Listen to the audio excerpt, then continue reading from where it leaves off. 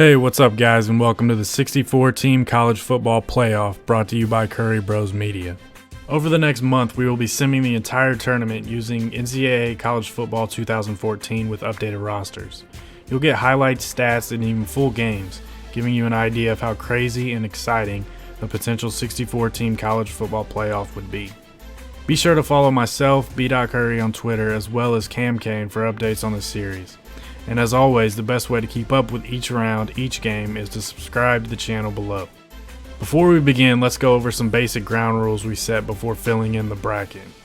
Each one of the 32 first round matchups will be on-campus games, which means a home game for the higher seeded team.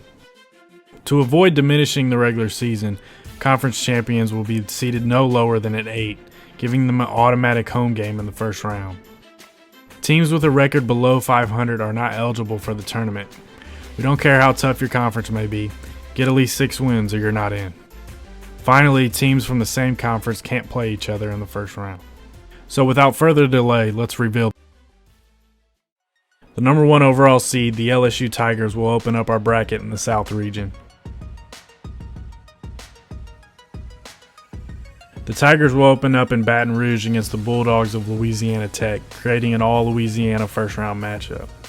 The number 8 seed in the South will belong to the Red Hawks of Miami, Ohio. The MAC champs were outscored this season 367-321, but grab an opening round home game after beating Central Michigan in the MAC championship.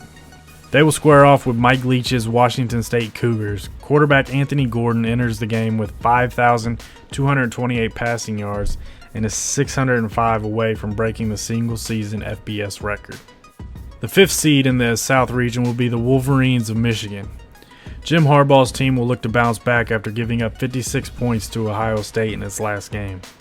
They will take on another college football blue blood in the 12th-seeded Florida State Seminoles. FSU has found its coach for next season in Memphis's Mike Norvell, but first we'll make a trip to the Big House. The 4th seed in the East will be the Gophers of Minnesota, who eclipsed 10 wins this season for the first time since 1904. The Gophers feature the Big Ten's Receiver of the Year in Rashad Bateman. They will battle the 13th-seeded Wake Forest Demon Deacons. Wake is limping into the playoffs, having lost 3 of its last 4 games. Moving to the bottom half of the South region, the 6th seed will belong to Air Force. The 10-2 Falcons are led by quarterback Donald Hammond. They are going to face the Hurricanes of Miami. The 11th-seeded Canes managed just 6 wins in head coach Manny Diaz's first season in charge. The South region's 3 seed will belong to the Tigers of Auburn, who feature one of the best D-linemen in the country in Derek Brown. The future first-round pick is up for so many awards that we don't have time to name them all. They will play the Western Michigan Broncos, who come in as a 14 seed. Running back Levante Bellamy won the Max version of an MVP award, rushing for over 1,400 yards and 23 scores. Our 7-10 matchup in the South begins with the Cowboys of Oklahoma State. Running back Chuba Hubbard led the country in rushing and will look to continue his success on the ground against the 10th-seeded Missouri Tigers, setting up a former Big 12 matchup in the first round. And the 2 seed in the South region belongs to the Baylor Bears. The 11-2 Bears can reach their first 12-win season in school history with a victory over the 15-seed Cowboys of Wyoming. Running back Xavier Valladay has more rushing yards than his quarterback has passing yards this season. Moving on to the Midwest region and our next number 1 seed, the Buckeyes of Ohio State. The Big Ten champs ran through their conference this season on their way to a 13-0 record. They will draw the 16-seeded Hilltoppers of Western Kentucky. They feature defensive end D'Angelo Malone, who has racked up 17.5 tackles for loss this season. The 8th seed in the Midwest will be the Kansas State Wildcats, who finished the regular season 8-4, including a victory over Oklahoma, in head coach Chris Kleiman's first year with the team. They will face the Kentucky Wildcats in this 8-9 matchup. Lynn Bowden Jr., who moved from wide receiver to quarterback, is the only player in the country who leads his team in both rushing and receiving yards.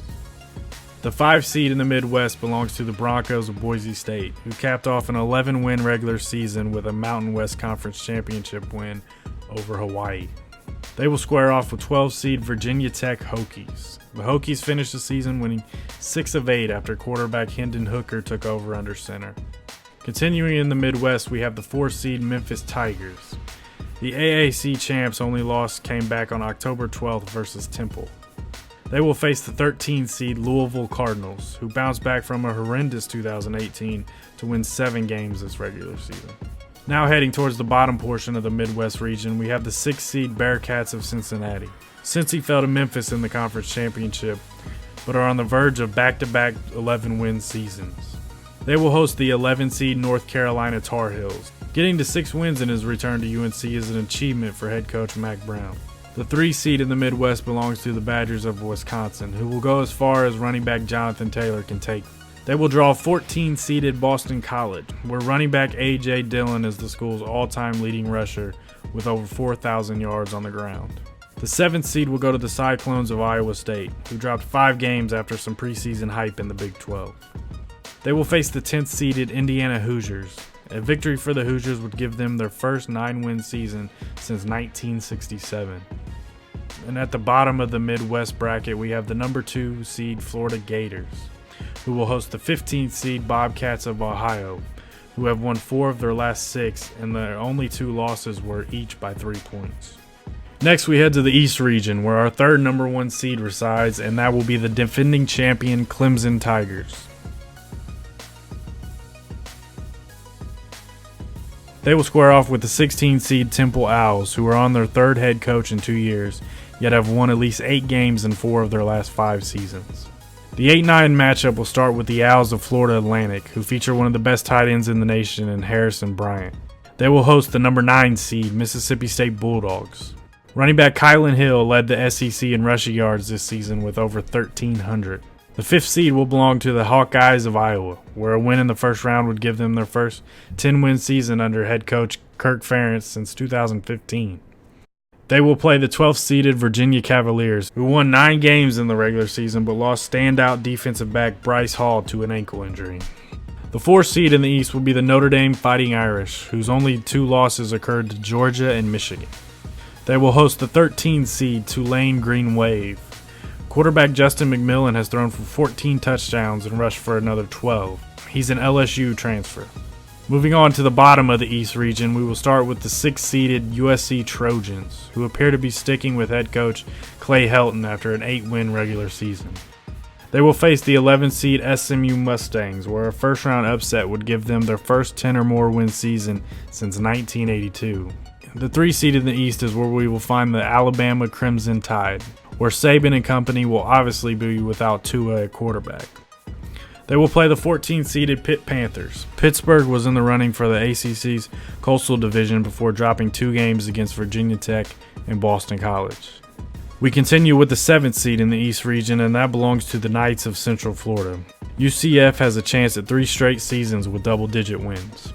They will try and accomplish that with a first-round matchup against 10-seed Michigan State Spartans, who experienced a down year under head coach Mark D'Antonio, finishing 6-6. Which that brings us to the 2 seed in the East, where the Bulldogs of Georgia reside. Kirby Smart and company had a shot at a 1 seed, but hopes of that ended after their brutal loss to LSU in the SEC championship game. They will host the 15 seed Aztecs of San Diego State, who saw freshman quarterback Carson Baker step in for senior Ryan Agnew and lead them to a 13-3 win over BYU to end the regular season. And for the 4th and final quadrant of our bracket, we will head out west, where the Sooners of Oklahoma have secured the 4th number 1 seed. Jalen Hurts and company will draw the 16th-seeded Rainbow Warriors of Hawaii. The 8th seed in the West will belong to the Texas Longhorns, who will be eyeing a rematch with their rival Sooners should they be able to escape the first round against the number 9 seed Texas A&M Aggies. So the 8-9 matchup out west gives us an all-Texas battle. The 5 seed goes to the Sun Belt champ, the 12-1 Appalachian State Mountaineers, whose only loss occurred on Halloween against Georgia Southern. They will square off with the Sun Devils of Arizona State, who finished the regular season with 7 wins under head coach Herm Edwards. Continuing on with the 4th-seeded Penn State Nittany Lions. Running back Journey Brown has rushed for 391 yards and 7 touchdowns over his last 4 games. They will host the 13th seed, the Golden Bears of California. Linebacker Evan Weaver is 19 tackles away from breaking Luke Kuechly's single-season record set back in 2011. Heading to the bottom portion of the region, which gives us the 6th-seeded Navy Midshipmen, who are looking at a 10-win season after losing the same amount just a season ago. They will try and capture that against 11th seed the Ragin' Cajuns of Louisiana, who had won 6 straight games before losing to App State in the Sun Belt Championship game.